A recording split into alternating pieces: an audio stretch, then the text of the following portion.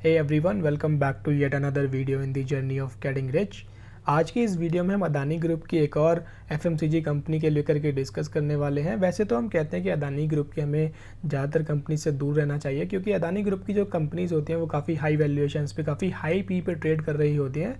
तो उनकी वैल्यूएशंस कब यहाँ पे डाउन आने शुरू हो जाए उसका कुछ भरोसा नहीं है, इसलिए हमें दूर रहना चाहिए। पर अदानी विल्मर की बात करें तो अदानी विल्मर का जो स्टॉक भी है वो भी 1114 वो भी हाई वैल्यूएशंस पे ट्रेड कर रहा है। पर जैसे कि आप लोग जानते हैं कि अदानी जी अभी हाल फिलहाल में वर्ल्ड के सेकंड रिचेस्ट पर्सन बने थे, तो लगता है कि जैसे अदानी जी यहाँ पे एक मिशन पे हैं कि हम मुझे सबसे अमीर आदमी बनना है, वर्ल्ड का सबसे अमीर आदमी बनना है। तो इसीलिए अदानी ग्रुप की जो ज़्यादातर कंपनीज़ होती हैं वो काफ़ी हाई वैल्यूएशंस पे ट्रेड कर रही हैं। और अदानी विल्मर उन बाकी कंपनीज़ के कंपैरिजन में अभी भी काफ़ी लो वैल्यूएशंस पे यहाँ पे ट्रेड कर रहा है। या जो कंपनी है इसी साल यहाँ पे लिस्ट हुई थी और उसके बाद इसने काफ़ी अच्छा परफॉर्म करके दिखाया भी है। तो क्या अपॉर्चुनिटी हमें यहाँ नज़र आती है वो इस वीडियो के अंदर हम डिस्कस करेंगे। तो आगे चलते हुए हम इसके फंडामेंटल, इसके बिजनेस, इसके स्कोप और इसके टेक्निकल सारी चीज़ों को हम समझेंगे, क्योंकि इन सारी चीज़ों को समझने के बाद हमें कन्विक्शन होता है कि हमें किसी भी स्टॉक के अंदर ट्रेड लेना चाहिए तो क्यों लेना चाहिए। और तो सबसे पहले हम इसके बिज़नेस को समझ लेते हैं। बिज़नेस को समझने के लिए मैं इसकी वेबसाइट को यहाँ ओपन कर लेता हूँ। जैसे मैंने बताया कि एफएमसीजी सेक्टर में ये कंपनी आती है, तो इनके जो प्रोडक्ट्स हैं वो किचन में यूज़ होते हैं, वो बाथरूम्स में यूज़ होते हैं। और जैसे इनका फॉर्च्यून ऑयल है, उसके साथ साथ इनके कुछ पैकेजिंग फूड्स होते हैं। और इनके पैकेजिंग फूड के साथ साथ इनके बाथरूम में जैसे शैम्पू हुए या फिर हैंड वॉश हुए, उस तरह के प्रोडक्ट भी इनके यहाँ पे इन्होंने लॉन्च किए हैं। और धीरे धीरे अपनी जो प्रोडक्ट की ये जो रेंज है इसको बढ़ाते जा रहे हैं। जैसे यहाँ देखा जाए तो इन्होंने सोप भी लॉन्च किया है, इन्होंने हैंड वॉश सैनिटाइज़र भी लॉन्च किए हैं, पोहा हुआ, पल्सेस हुए, या फिर ऑयल हुए, एडिबल ऑयल हुए, या स्पेशलिटी उनके कुछ प्रोडक्ट हुए। तो उस तरह के प्रोडक्ट को धीरे धीरे धीरे धीरे ये लोग अपने पोर्टफोलियो में ऐड करते जा रहे हैं। तो जैसे बाकी जो एफएमसीजी सेक्टर की कंपनी जैसे हिंदुस्तान यूनिलीवर हुआ या फिर नेस्ले हुआ या डाबर हुआ, तो उन्हीं सारी कंपनी के जो प्रोडक्ट होते हैं वो एक एक करके ये उन जैसे प्रोडक्ट को अपने पोर्टफोलियो में ऐड कर रहे हैं और धीरे धीरे अपनी जो ये मार्केट में पकड़ बनाते रहेंगे। तो और इनके प्रोडक्ट्स को लोग मार्केट में यूज़ भी कर रहे हैं, हम लोग यूज़ भी कर रहे हैं। और एफएमसीजी सेक्टर जो होता है, एफएमसीजी सेक्टर बेसिकली कहते हैं कि रिसेशन प्रूफ, सब चीज़ों से प्रूफ होता है, एक डिफेंसिव सेक्टर होता है। क्योंकि कुछ भी हो जाए इंसान खाना तो बंद नहीं करेगा, कुछ भी हो जाए इंसान अपनी बेसिक नीड्स को पूरा करना तो बंद नहीं करेगा, जैसे नहाना धोना सफाई करना। इसलिए ये सारे प्रोडक्ट को हम यूज़ करते रहते हैं। एफएमसीजी सेक्टर इसलिए डिफेंसिव माना जाता है। तो आने वाले टाइम में जैसे रिसेशन की न्यूज़ आ रही है कि यूएस के अंदर रिसेशन हो सकता है या नहीं हो सकता है या कुछ भी हो सकता है, तो उस केस में भी अदानी विल्मर जैसी कंपनी यहाँ पे हमें एक सेफ बेट नज़र आती है। तो इसका स्कोप यहाँ पे नज़र आती है, ग्रोथ नज़र आती है, क्योंकि हिंदुस्तान यूनिलीवर, नेस्ले जो कंपनीज़ है वो काफ़ी ग्रो कर चुकी हैं और इसने अभी कदम रखा है, तो धीरे धीरे ये मार्केट में ग्रोथ करती हुई नज़र आएगी। उसके बाद इसके फंडामेंटल्स को हम यहाँ एक बार देख लेते हैं कि 114 के पी पे ये क्यों ट्रेड कर रही है वो हम समझ लेते हैं। तो उसको समझने के लिए मैं क्वार्टर रिजल्ट्स को यहाँ देख लेता हूँ। तो क्वार्टर रिजल्ट्स में देखें तो इनकी ग्रोथ सेल्स के मामले में हुई है 10,000 करोड़ से इनके बढ़ करके 10,672, फिर 11,000, 13,000 और लेटेस्ट क्वार्टर के अंदर 14,000 करोड़ की इनकी सेल हुई है।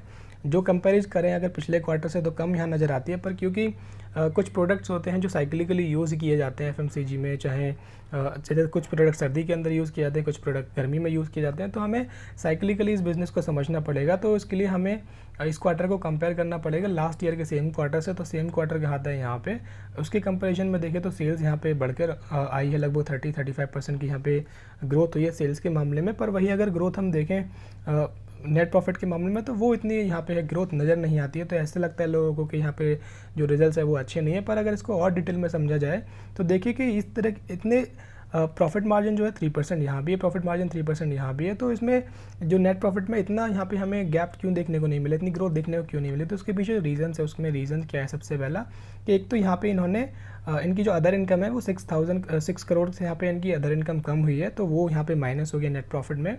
उसके बाद जो इन्होंने इंटरेस्ट पे किया है इस बार 2 करोड़ का इंटरेस्ट उन्होंने ज़्यादा पे किया है, क्योंकि जो फेड्स हैं, जो आरबीआई है उसने रेपो रेट को बढ़ाया होगा, जिसकी वजह से यहाँ पे 2 करोड़ का इनको ज़्यादा इंटरेस्ट पे करना पड़ा। उसके बाद जो डेप्रिसिएशन है, क्योंकि एक्सपेंशन मोड में है, तो इन्होंने कुछ नए प्लांट मशीनरीज का यूज़ किया होगा, जिसके कारण इन्होंने जो डेप्रिसिएशन है थोड़ा ज़्यादा क्लेम किया है। तो अगर इसको हम कंपेयर करें कि 77 minus 68 is equal to 11 crore plus 144 minus 142 equal to 2, तो 11 प्लस 2 इज़ 13 प्लस यहाँ पे 6 करोड़, 13 प्लस 6 इज़ 19 करोड़। अगर 19 करोड़ को अगर हम इसके नेट प्रॉफिट में ऐड कर दें तो 170 प्लस 19 इक्वल टू वो लगभग बैठता है 190 करोड़ के आसपास। तो यहाँ से फिर देख पाएंगे कि अच्छा ठीक है, उस हिसाब से तो यहाँ पे नेट प्रॉफिट में ग्रोथ अच्छी खासी यहाँ देखने को मिली है। तो रिजल्ट्स यहाँ पे ख़राब नहीं है, रिजल्ट्स यहाँ पे अच्छे हैं क्योंकि प्रॉफिट मार्जिन यहाँ पे इंटैक्ट है।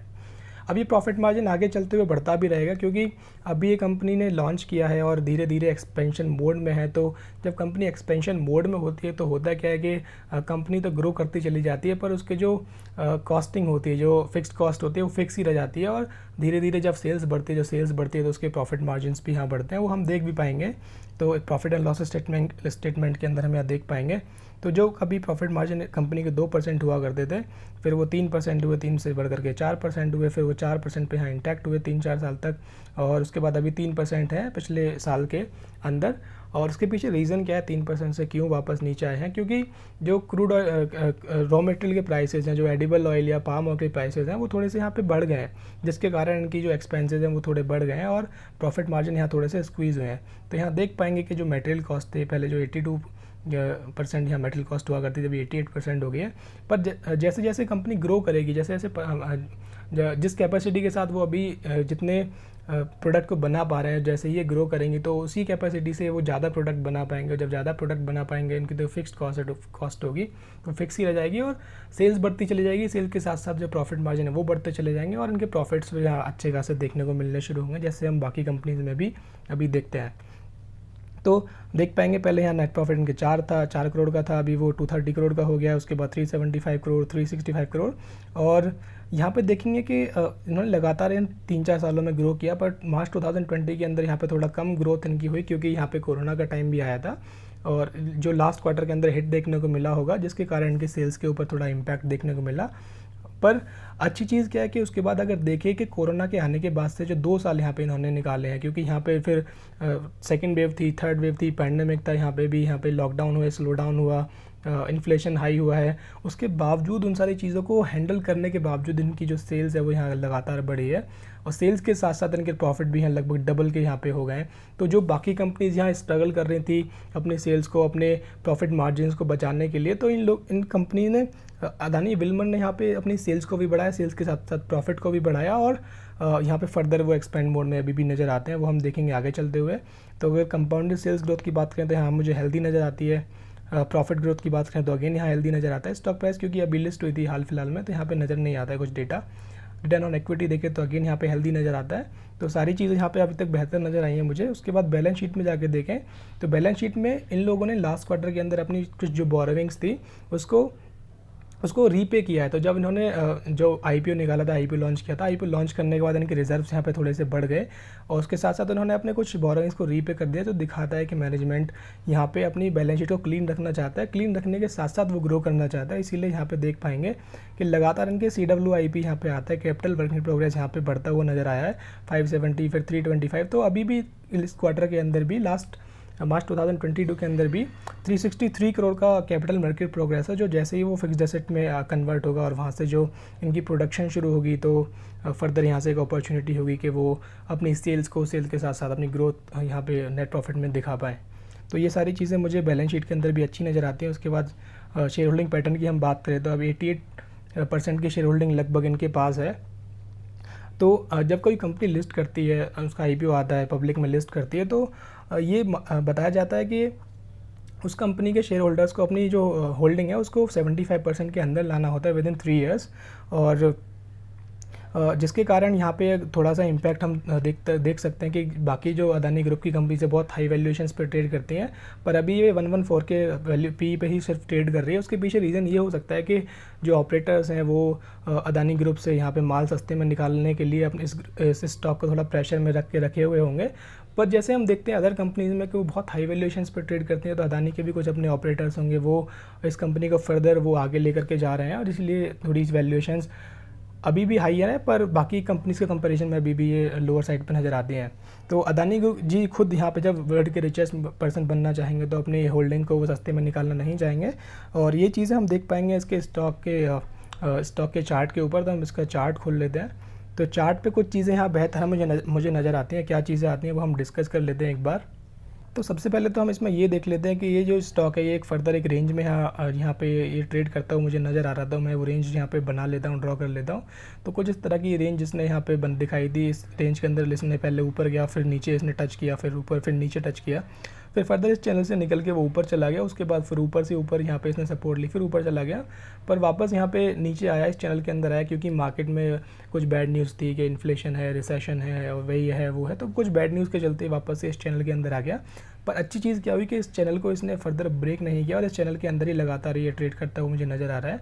तो अभी भी वापस से ये इस चैनल के अंदर यहाँ आ गया है और यहाँ पे सपोर्ट के ऊपर वो ट्रेड कर रहा है। और सपोर्ट मुझे सिर्फ इस चैनल के अंदर नहीं, बाकी जगह से भी सपोर्ट मुझे बनती हुई नज़र आती है कि इसने यहाँ पे एक अच्छी यहाँ पे जो पहले रेजिस्टेंस हुआ करती थी, इसके लिए रेजिस्टेंस के बाद फिर यहाँ पे एक और रेजिस्टेंस, उसके बाद एक और रेजिस्टेंस, फिर यहाँ पे जो थोड़ी सी यहाँ पे सपोर्ट बनी, सॉरी रेजिस्टेंस पहले इसने दिखाया, उसके बाद उसी ने यहीं पे सपोर्ट ली, उसके बाद फर्दर ये यहीं पे सपोर्ट लेता हुआ मुझे नज़र आ रहा है। तो दो तरीके से सपोर्ट इस लेवल के ऊपर नज़र आती है। और बाकी इसमें स्टॉक प्राइस का टारगेट क्या हो सकता है, क्या चीज़ें हो सकती हैं, वो भी हम डिस्कस कर लेते हैं। तो इसने बड़ा ब्यूटीफुल सा यहाँ पे कुछ टाइम पहले कप विद हैंडल पैटर्न यहाँ बनाया था, तो वो मैं ड्रॉ करके आपको एक बार दिखा देता हूँ। तो यहाँ पे इसका एक बहुत क्लीन राउंडिंग शेप में कप बनाया, उसके बाद फिर इसने एक हैंडल बनाया, उसके बाद ऊपर निकला भी।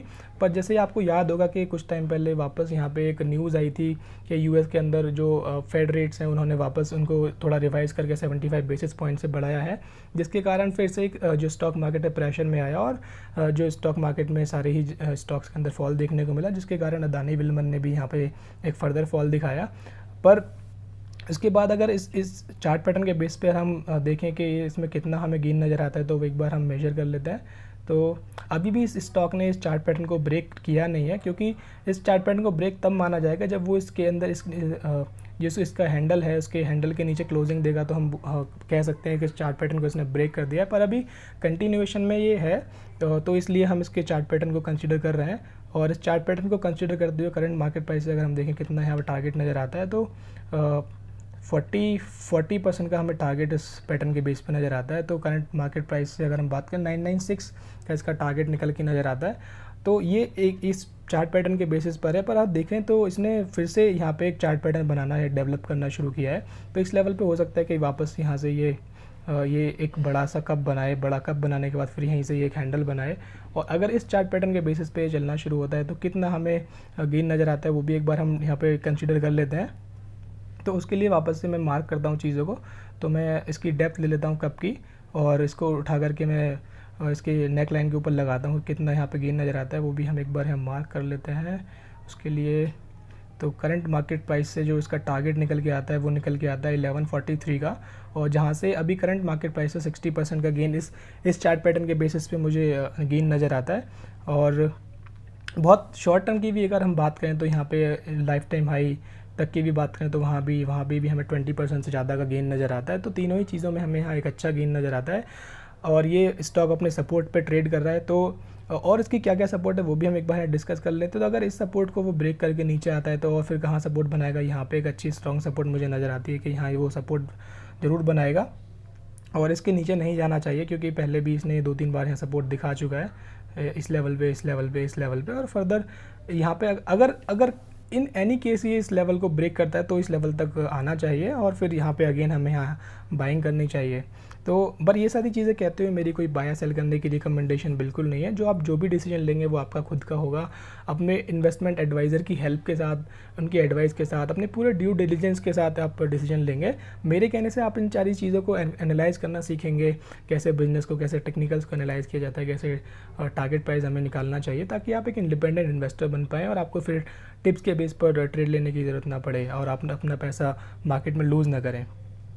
तो ये सारी चीज़ें तो टेक्निकल के बेसिस पर हैं, पर जैसे मैंने कहा कि अदानी ग्रुप की जो कंपनीज काफ़ी हाई वैल्यूएशंस पर ट्रेड करती हैं और हिंदुस्तान यूनिलीवर, नेस्ले जैसी कंपनी को बहुत यहाँ पे ग्रो कर चुकी हैं। तो उनके कंपैरिजन में अगर हम देखें अदानी विल्मर को, अगर आज से लेकर के अदानी विल्मर जब तक हिंदुस्तान यूनिलीवर नहीं बन जाती है तो उसके केस में तो फिर यहाँ फर्दर बहुत यहाँ पे हमें गेन नज़र आता है, क्योंकि अभी अदानी विल्मर 92,000 करोड़ की कंपनी है। अगर हिंदुस्तान यूनिलीवर की हम बात करें तो हिंदुस्तान यूनिलीवर की अगर हम बात करें तो वो 6,26,931 करोड़ की कंपनी है। तो यहाँ पे 7 टाइम्स का गेन यहाँ पे हमें नज़र आता है करंट मार्केट प्राइस है अदानी विल्मर के अंदर। तो इतनी बड़ी कंपनी जब वो बन जाएगी तो उसमें हो सकता है 10 साल लगें, 5 साल लगें, कितना भी सारा टाइम लग सकता है, पर ये मल्टी बैगर भी यहाँ साबित हो सकती है। तो इस तरह की कंपनीज़ को आप लेकर के छोड़ सकते हैं लंबे टाइम के लिए, तो उस तरह से भी इसमें इन्वेस्ट किया जा सकता है। तो आई होप आपको वीडियो पसंद आई होगी। वीडियो पसंद आई है तो प्लीज़ चैनल को सब्सक्राइब करें, वीडियो को लाइक करें, शेयर करें अपने दोस्तों के साथ, ताकि उनको भी हेल्प मिल सके अपनी ट्रेडिंग और इन्वेस्टमेंट स्किल्स को इम्प्रूव करने में। हम मिलेंगे अगली वीडियो में, तब तक के लिए अपना ध्यान रखें और चीज़ों को लर्न करते रहें। Bye bye.